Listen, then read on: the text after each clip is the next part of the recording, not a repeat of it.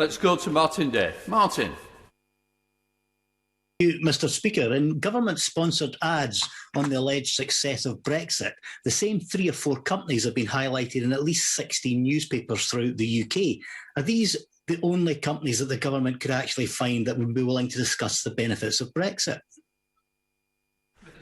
No, there is a limitless list, and I could take up the rest of the day by running through all of the businesses and all of the business people who believe that the government's approach is right. One thing I wouldn't be able to do, however, is to find many businesses that would be prepared to endorse the reckless approach towards a second independence referendum that the Scottish National Party are pushing. I can't think of a single reputable business voice that thinks the priority for Scotland now is constitutional uncertainty and wrenching Scotland out of the partnership for good that is the Union. Let's go to Chris Law. Chris. That's not Chris Law. I don't care what they say.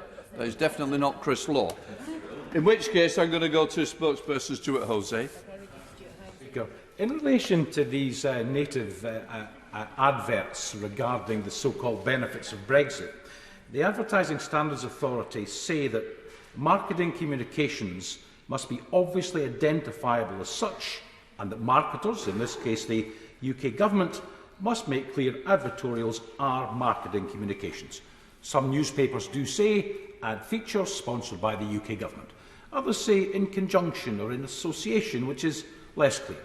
Many simply say sponsored, but not who by, and at least one newspaper describes the UK Government, the marketer, as a contributor.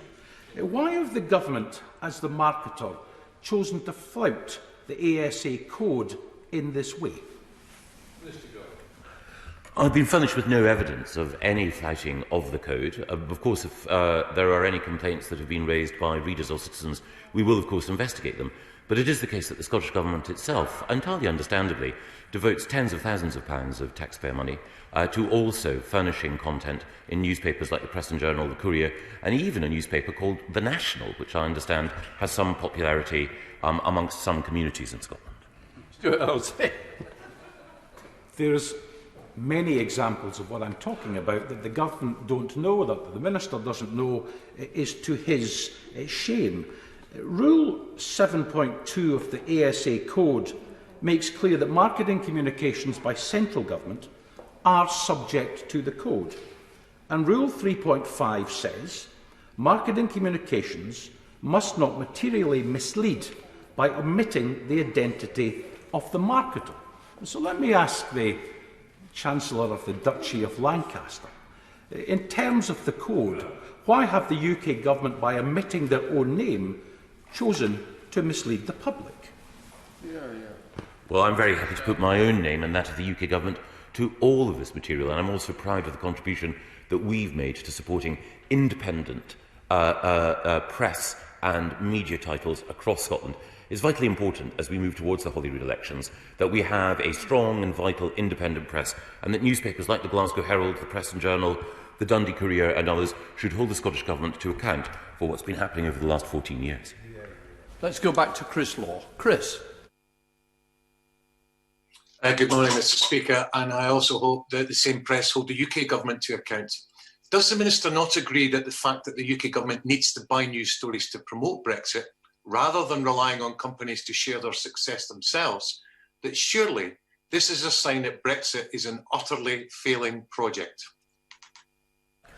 No, I wouldn't say that. I've got a great deal of respect and affection for the honourable member, and that's why the work that we do in advertising in these titles is work that we do in conjunction with the devolved administrations. We work with them in order to make sure that we're placing content appropriately, not least, of course, to help people keep safe during the COVID pandemic.